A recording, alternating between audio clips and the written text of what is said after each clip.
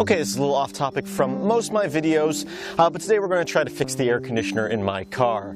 The reason I'm making this video is because when I was trying to troubleshoot this, it was very hard for me to find videos on this exact model, which is a Mazda 5 micro van. The air conditioner just stopped blowing one day. The air was still coming in cold, but the blower was not blowing. After checking the fuses and relays and making sure that they were all properly working, next step was I thought it was going to be the blower motor. So I went and purchased a blower motor, which is around $70, and had a friend help me who's a little more savvy with cars. And we got up under the dash, and I'll show you where the blower motor is, although luckily we didn't have to take it out because it looks like it's going to be very difficult to get the blower motor out of a Mazda 5. But we were able to get to the wiring for it, and we were able to jump that wire, and it turns out that the motor that was in there worked, which was great. So now I can return that $70 part. We've determined that it most likely and hopefully is the resistor that controls the fan, or it could possibly be the computer in the dash itself, which I'm hoping it's not because I'm assuming that's going to be pretty expensive. Now, when we first discovered this, we're like, great, you know, I returned the $70 part and get a resistor. And if we do a quick search online, resistors for most air conditioner blower motors are, you know, $10 to $20. Not my car. My car has a $100 resistor, which looks completely different than all the other resistors, so it's not like I can swap it out for a different part. So I did order that. It came in the other day, and so now hopefully I'm going to replace this and I will be able to control the air conditioner in my car again. If for some reason this resistor does not work, the next step would be replacing the computer, and that's going to be expensive. I might look into replacing it with a Raspberry Pi or an Arduino, and then maybe controlling it with my cell phone. Hopefully I won't have to go that route, but it is an option where a Raspberry Pi would be, after shipping and tax and everything, around $40, $50 to $60 if you count, you know, a case and maybe a wireless adapter and a power supply, still keeping it under $100. I'm going to assume, although I do not know, that the computer in the dash of the car that controls the electronics is probably going to be more expensive than that. So hopefully I don't have to go that route, but we're going to find out today. So here we go. Mazda 5 replacing the resistor for the front blower motor. So as I said earlier, at first we thought we were going to have to take out the whole blower motor, which is actually inside the center console here. Not easy to get to. It would look like we'd have to open up both sides of this.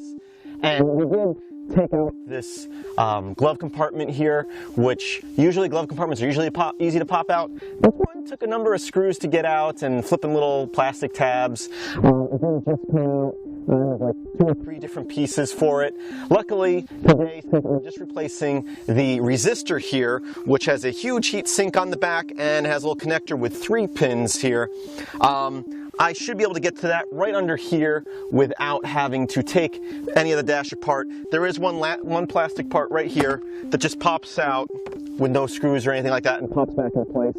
I don't think I even need to remove that, but I'm going to just make it a little bit easier. And then there's going to be 2 Phillips head screws that we're going to remove.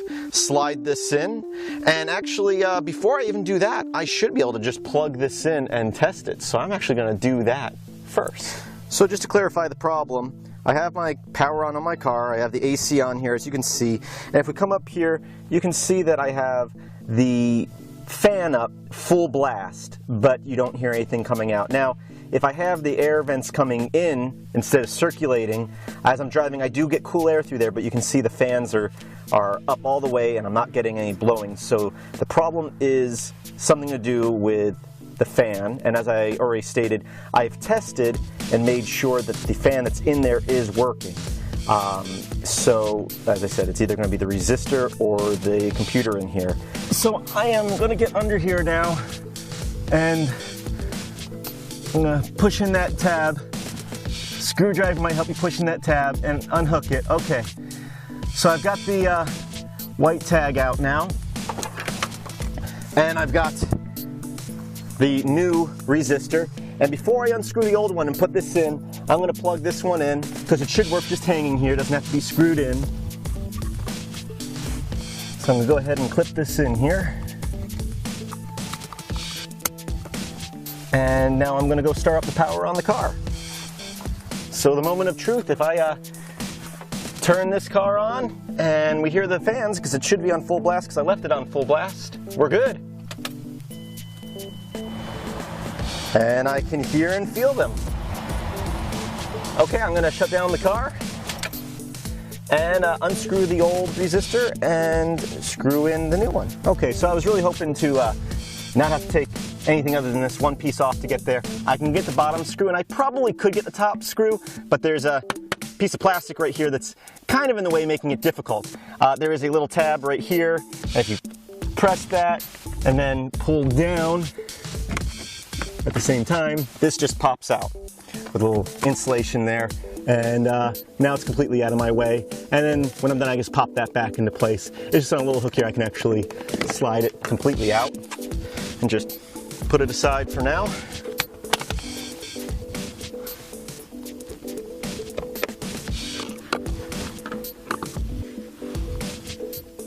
Okay, got that, two screws, old one out. So there it is. Whoops. Slide new one in. And put the two screws back in.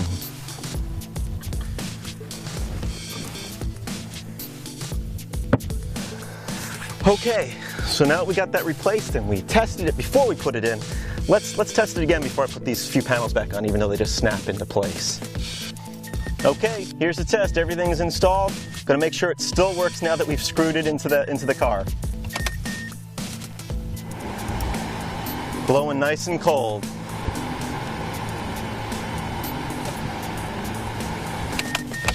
Okay, now that we've tested it and everything's working great, I'm going to snap these two panels back into place. First, the one with the insulation. It's got the clip right here that hooks on, and these two parts clip up here.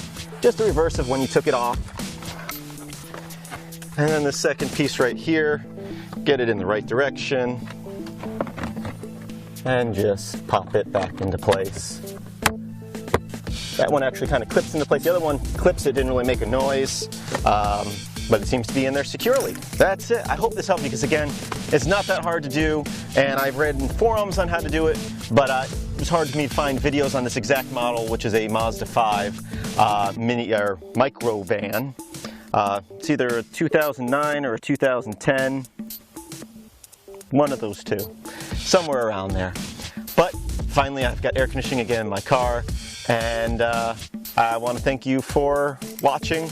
Again, different than most of my videos, but still might be useful, informational, and I just want to ask you to visit my website, filmsbychris.com. That's Chris with a K. There should be a link in the description, and I hope that you have a great day.